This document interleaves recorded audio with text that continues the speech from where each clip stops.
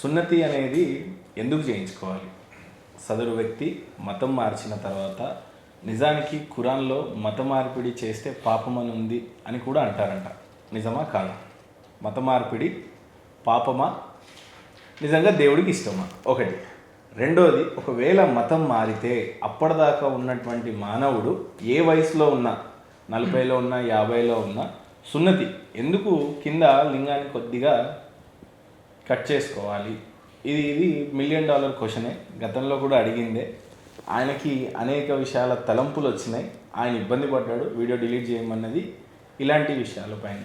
అయితే నాకు తెలియని వ్యక్తిగా అసలు ధర్మం మారుతున్నప్పుడు ఎందుకు సున్నతి చేయించుకోవాలనేది ఒక ప్రశ్న అయితే, రెండవది అసలు మత మార్పిడి ఖురాన్ యాక్సెప్ట్ చేయదు అని చెప్తుంది. ఎందుకంటే ఇందాక ఖురాన్లో మీరు చదివిన వర్ష ప్రకారంగా ఆయన చేతిలో ఉన్నటువంటి గ్రంథం కూడా దేవుడు పంపించినదే అయి ఉంది. ఆ దేవుడు ఏం చెప్తున్నాడు ఆ గ్రంథంలో? సున్నతికి అసలు చోటే లేదు కొన్ని గ్రంథాల్లో. ఇప్పుడు విషయం ఒకటి చెప్తానండి. యాక్చువల్గా ఇక్కడ 2 విషయాలు అడిగారు. ఫస్ట్ మత మార్పిడి చేయొచ్చా? మత మార్పిడి గురించి ఫస్ట్దే మత మార్పిడి సార్ చేయొచ్చా? చూడండి, చేయరాదు. అసలు మతమే తప్పు. నేనేమంటాను, మతమే తప్పు. మతం అంటే ఏంటి, ధర్మం అంటే ఏంటో మనకు క్లారిటీ ఉండాలి. ధర్మము అంటే దేవుడు ఇచ్చినటువంటి ధర్మశాస్త్రమే ధర్మము. నిజం ఏదైతే ఉందో అదే ధర్మము.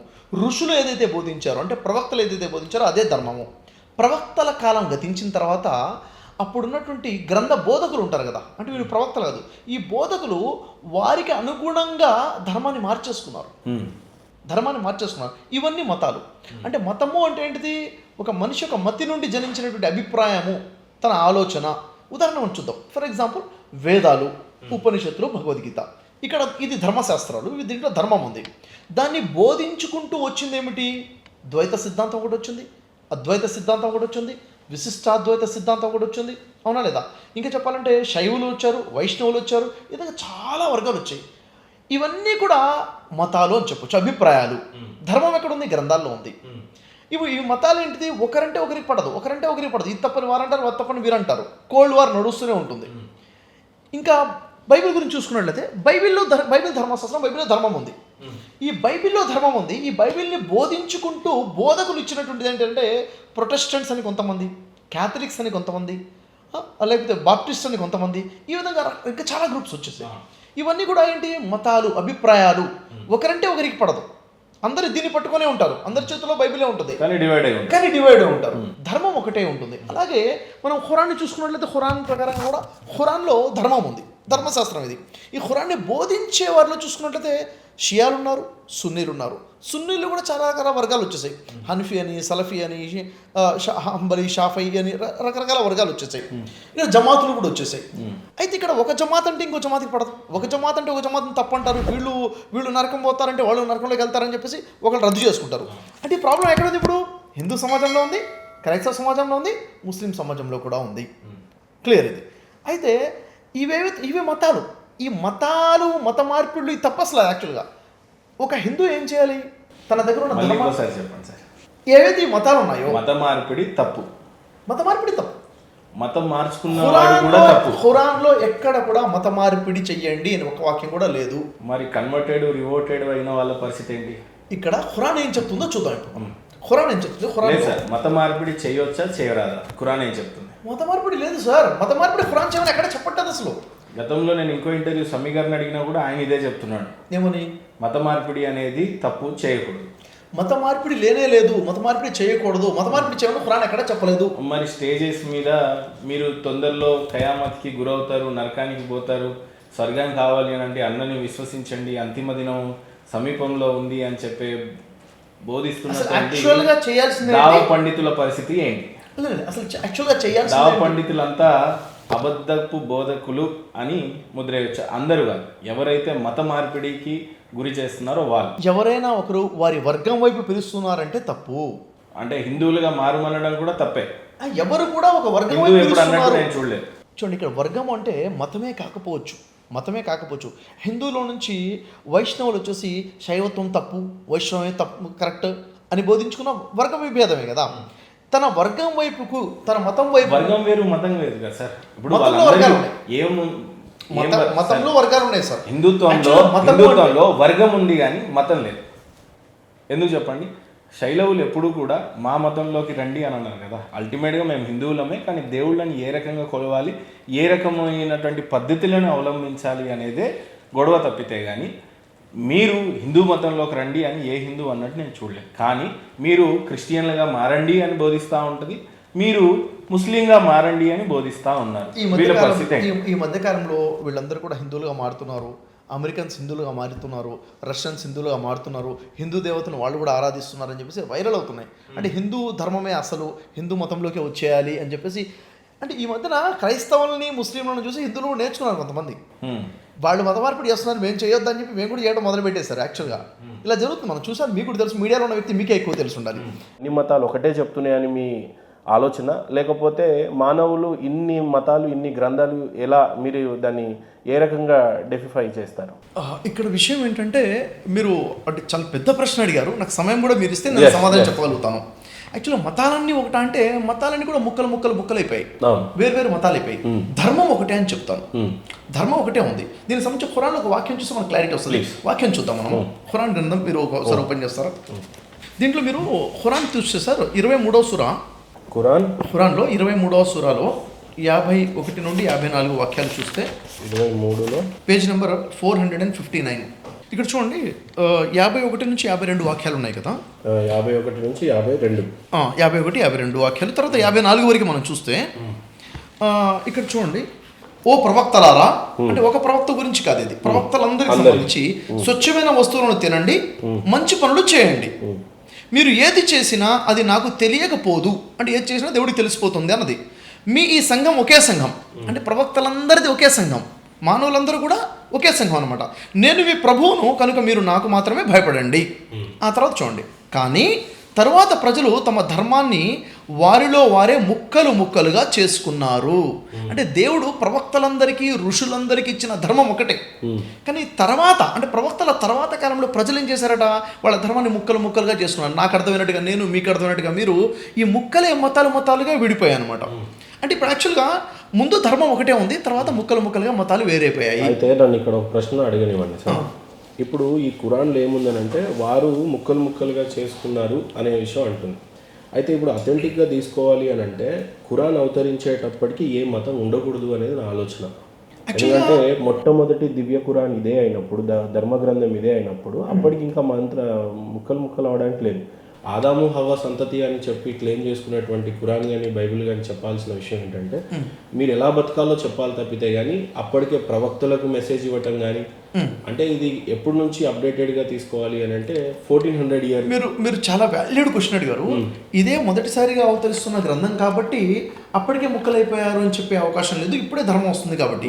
కానీ అసలు విషయం ఏంటంటే ఇది చివరిగా వస్తున్న రిమైండర్. ఇది అయితే ఫస్ట్ ఈ గ్రంథం కాదు, ఇది ఫస్ట్ గ్రంథం కానే కదా, వచ్చిన వాటిని అన్నింటినీ రద్దు చేస్తూ ఇది చివరి గ్రంథంగా పుట్టింది అని అంటారు. వాటిని రద్దు చేస్తూ కాదు, అవి సత్యమని గుర్తు చేస్తూ, వాటిని తిరిగి తోడుతూ, దాంట్లో ఉన్న సత్యాన్ని గుర్తు చేసుకుంటూ, అవి సత్యమని బోధించుకుంటూ వచ్చిన గ్రంథం ఇది. ఓకే, సత్యాన్ని బోధించుకుంటూ వచ్చిన గ్రంథం. అంటే ఇక్కడ విషయం ఏంటంటే ఆది నుంచి ఉన్న ధర్మం ఒకటే. ఏ ధర్మం అయితే మొట్టమొదటి మానవుడైన ఆదాంకి ఇవ్వడం జరిగిందో, లేకపోతే ఆ తర్వాత ఆదమే సాని అంటారు. ఆదమే సాని అంటే జలప్రళయంలో అందరూ చనిపోయిన తర్వాత మళ్ళీ మానవులు వచ్చింది, అది మను, అయితే మహర్షి మను, నూహ్ అలైహిస్సలాం అంటారు. నూహ్ అలైహిస్సలాంకి ఇచ్చిన ధర్మశాస్త్రమైనా కానీ, ఎవరికి ఇచ్చిన ధర్మశాస్త్రమైనా కానీ ఒకే ధర్మశాస్త్రంగా ఉంది. దీనికి సంబంధించి ఖురాన్లో ఒక వాక్యం ఉంటుంది. ఎందుకంటే మన నోటి మాటలకి వాల్యూ ఉండదండి, గ్రంథం ఎప్పుడైతే మనం చూస్తామో అప్పుడు మనకు క్లియర్గా అర్థమవుతుంది.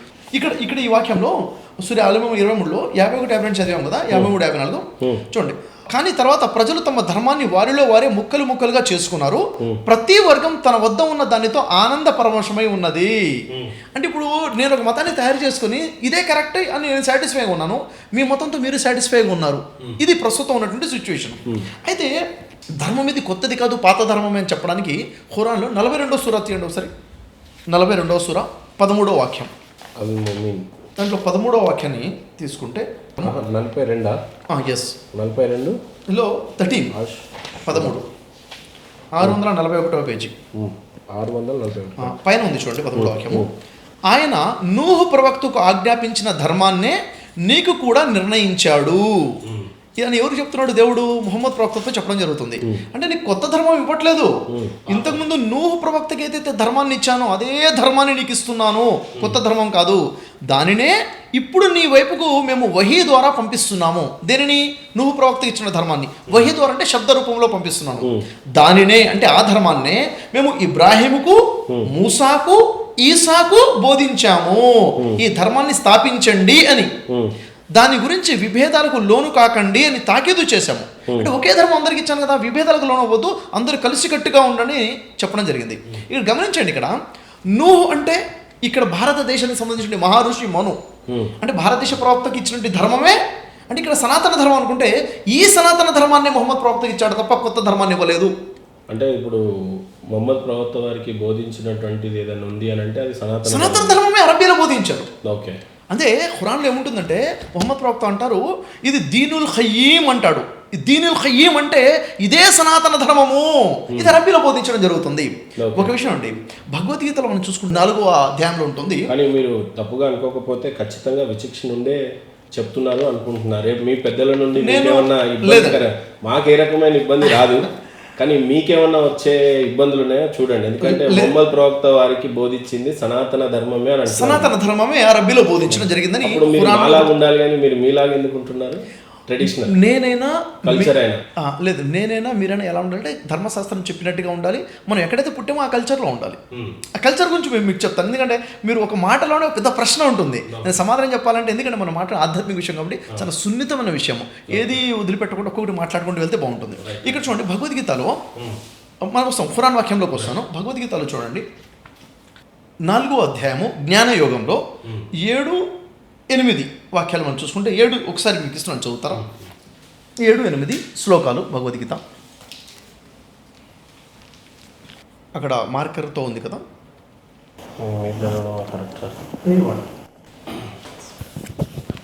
ఇది చూడండి సార్. భగవద్గీతలో 4వ అధ్యాయంలో ఇది దాదాపుగా ప్రతి హిందూ విన్నటువంటి శ్లోకమే ఇది.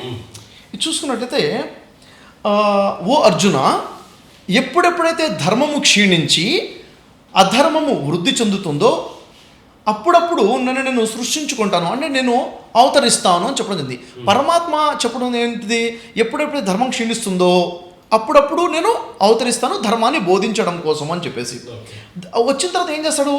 సాధు సజ్జనులను సంరక్షించుకున్నటకును, అంటే ఎవరైతే సజ్జనులు ఉన్నారో వాళ్ళని రక్షించుకోవడానికి, దుర్జనులను వినాశం వర్ధించడం కోసం, అంటే దుర్జనులను నాశనం చేసేస్తాడు. ధర్మమును లెస్సగా స్థాపించడం కొరకు నేను ప్రతి యుగమునందు అవతరించుదును అని చెప్తుంది ఎవరంటే పరమాత్మ. ఈ పరమాత్మనే జిబ్రాయిల్గా ముహమ్మద్ ప్రవక్త దగ్గరికి అవతరించడం జరిగింది. ఈ పరమాత్మనే గాబ్రియల్గా పరిశుద్ధాత్మగా యేసు దగ్గరికి రావడం జరిగింది. 1,24,000 ప్రవక్తల దగ్గరికి కూడా వచ్చినటువంటి పరమాత్మ ఒకే ధర్మాన్ని తీసుకొని రావడం జరిగింది. అయితే ఇక్కడ మనం చూసుకున్నట్లయితే ఇంతకుముందు మనం ఖురాన్లో చూసాము, ఏ ధర్మం అయితే నూహుకు బోధించారో అదే నీకు బోధిస్తున్నాను, ఇది అబ్రహాముకు బోధించాను, ఇది మూసాకి, ఈసాకి. మూసా అనేసరికి ఈరోజు యూదులు తయారైపోయారు ఫాలోవర్స్గా, ఈసా అనేసరికి క్రైస్తవులు తయారైపోయారు, మొహమ్మద్ ప్రవక్త అనేసరికి ముస్లింలు తయారైపోయారు. చూసారా, ముస్లింలు, యూదులు, క్రైస్తవులు 3 వర్గాలు అయిపోయాయి. ఇక్కడ నూహ్ అంటే హిందూ సమాజం పెద్దగా అయిపోయింది. అందరూ కూడా ఏమైపోయారు? ముక్కలు చెక్కలుగా మారిపోయారు. అంటే సొంతంగా మతాలు తయారు చేసుకున్నారు. యాక్చువల్లీ ప్రవక్తలందరికీ ఇచ్చినది ఏంటిదంట? ఒకే ఒక ధర్మాన్ని ఇవ్వడం జరిగింది. ఇదే విషయం చూడండి, భగవద్గీతలో చాలా క్లియర్గా చెప్పడం జరుగుతుంది. చూడండి, భగవద్గీతలో చూసుకున్నట్లయితే ఇదే 4వ అధ్యాయము 1-2 శ్లోకాలు చూస్తే, 1వ శ్లోకంలో నాశనరహితముకు ఈ నిష్కామ కర్మయోగమును, అంటే ఈ ధర్మశాస్త్రం ఏదైతే ఉందో, ఏ శాస్త్రం అయితే పోతుందో దాన్ని నిష్కామ కర్మయోగము అంటే నాశనము లేనటువంటిది. ధర్మం ఎప్పుడు నాశనం కాదు. ఈ యోగమును పూర్వము నేను సూర్యునికి చెప్పితిని. సూర్యుడు అంటే మొట్టమొదటి మానవుడిని కూడా సూర్యుడు అని సంబోధించింది. మొట్టమొదటి మానవుడికి చెప్పమండి, ధర్మం కూడా ఇదే.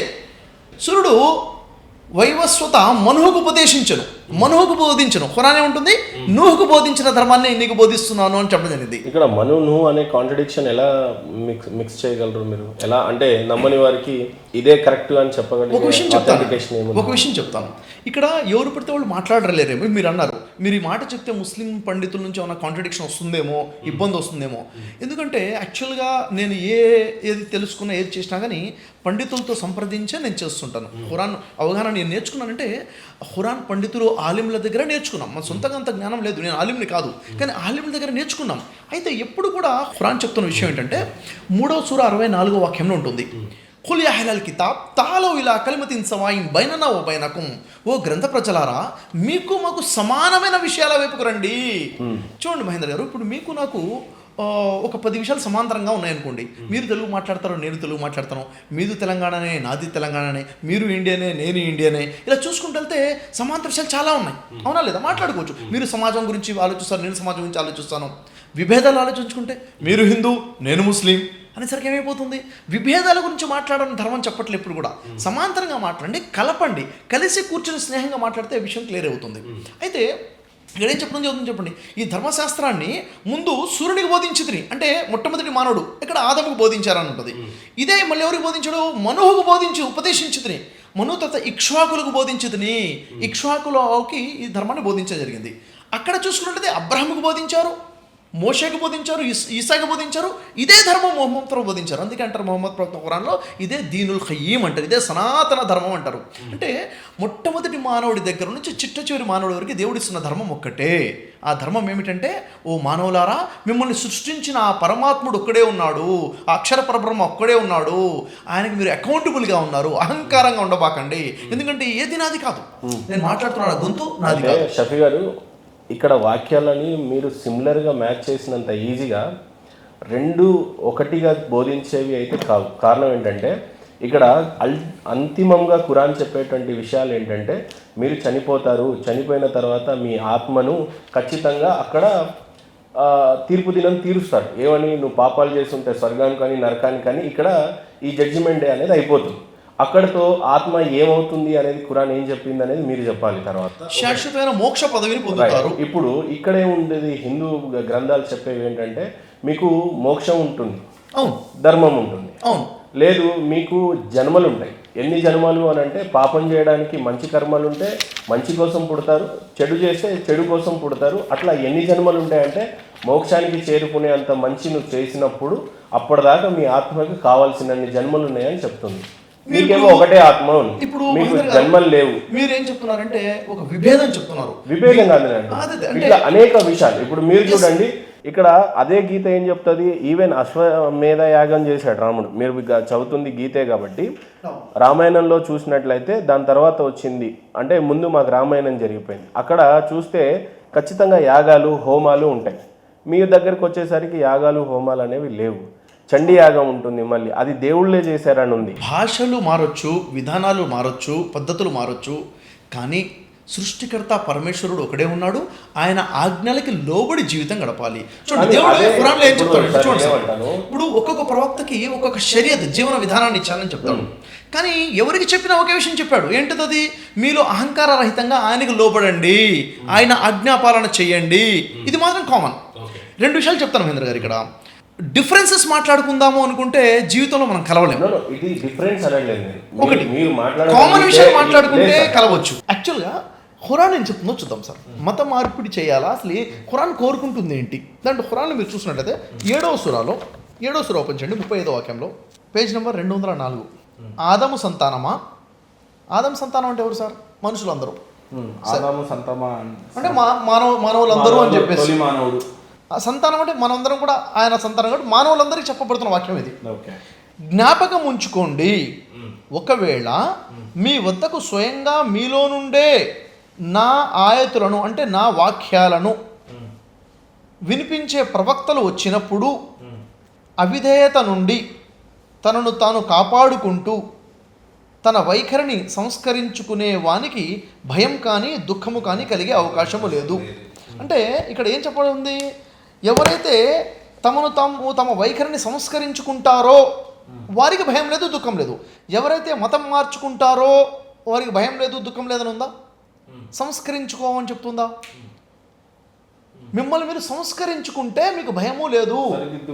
సరిదిద్దుకోండి, సంస్కరించుకోండి. ఏం సంస్కరించుకోవాలి?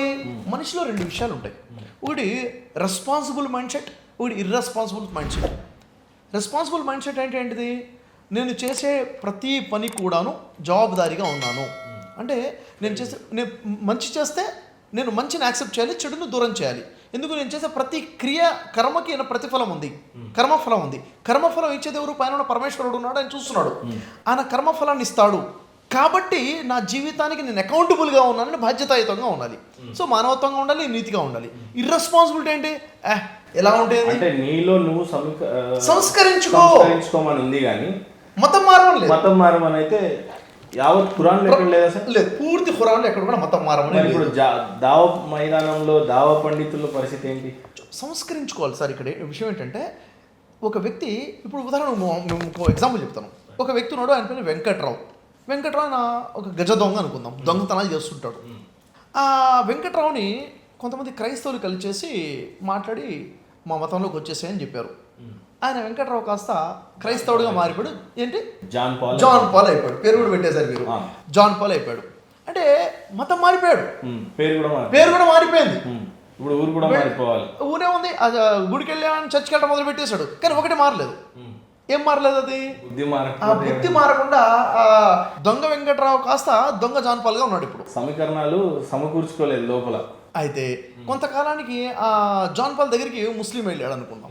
ముస్లిం వెళ్ళేసి ఆయనకు అది చెప్పి అట్లా కాదు ఇట్లా కాదని చెప్పేసి ఆయన ముస్లింగా మార్చేశాడు. ఇప్పుడు ఆయన పేరు అబ్దుల్లా అయిపోయింది ఇక్కడికి వచ్చేసరికి. అంటే ఆ జాన్ పాల్ అనే వ్యక్తి ఒక ముస్లింగా మారాడు.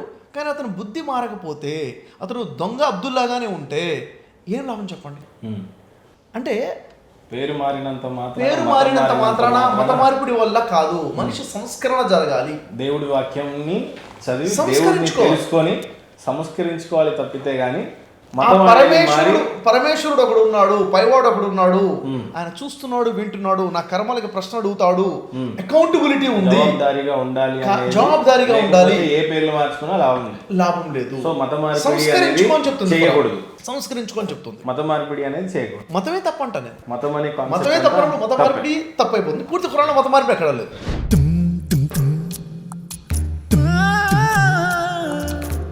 వచ్చునాడు నీవు వెంటేమి తెచ్చేవు, పోవునాడు నీవు తీసుకెళ్లేదేమిటి, మున్నాళ్ళ ముచ్చటకే మురిసేవు భ్రమసేవు, ముందుగతిగాన కావో మనసా. ఆలుబిడ్డలనుచు అన్నదమ్ములనుచు, ఆలుబిడ్డలనుచు అన్నదమ్ములనుచు, ఆరాట పడబోకు మనసా, ఆరాట పడబోకు మనసా. వారిని వదిలి నీవు వెళ్ళేటి రోజున, వారిని వదిలి నీవు వెళ్ళేటి రోజున, నీ వెంట ఎవరు రారు మనసా, నీ వెంట ఎవరు రారు మనసా. ఆస్తిపాస్తుల కొరకు అస్తమానం నీవు, ఆస్తిపాస్తుల కొరకు అస్తమానం నీవు, కుస్తీలు పట్టేవు మనసా, కుస్తీలు పట్టేవు మనసా. అస్థిరముల పైన గస్తీలు నీకేలా, అస్థిరముల పైన గస్తీలు నీకేలా, వాస్తవమాలోచించు మనసా, వాస్తవమాలోచించు మనసా. ఊపిరున్నన్నాళ్ళు ఊరిలోని వారు, ఊపిరున్నన్నాళ్ళు ఊరిలోని వారు, మావాడు అంటారు మనసా, మావాడు అంటారు మనసా. ఊపిరిపోగానే భార్యా బిడ్డలు కూడా, ఊపిరిపోగానే భార్యా బిడ్డలు కూడా, నిన్ను తాక జంకుతారు మనసా, నిన్ను తాక జంకుతారు మనసా. నీదన్న దేహమే నిన్ను కాదని పోవు, నీదన్న దేహమే నిన్ను కాదని పోవు, నిదనేదేదికా మనసా, నిదనేదేదికా మనసా.